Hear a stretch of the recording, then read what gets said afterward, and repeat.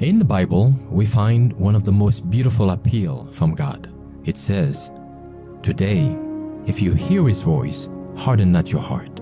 Would you like to spend this day with God? Listen to this devotional.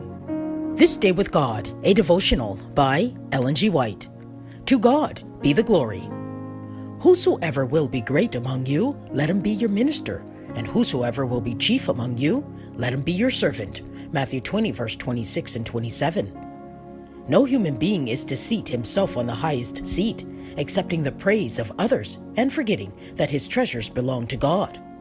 God's blessing is promised to those who hunger and thirst after righteousness, but nothing is so offensive as to hunger and thirst after the praise of men. When the Lord weighs in the balances of the sanctuary the actions of those who have striven to be first, when they see how He regards such strife, they will bow low at His footstool, ashamed of their course of action.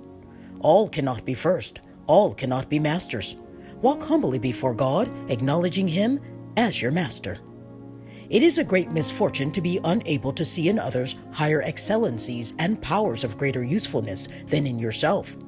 If we will partake of the divine nature, God will fit us to find happiness in activity and rest in wearing Christ's yoke. Using aright the powers God has given us, praying, waiting, watching, and working, wearing Christ's yoke and learning daily of Him to be meek and lowly of heart will bring great joy into our lives. Were it not for God's gracious gifts and blessings, we should be bankrupt for eternity. Then let no one sound his own praises, feeding upon his supposed wisdom.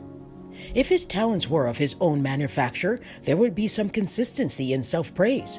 But man has nothing of his own. Let us not reveal our lack of true wisdom by exalting self.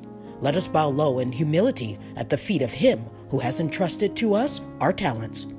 Let us use and improve these talents, handing principal and interest back to the giver. As a sacred trust, every talent is to be employed aright.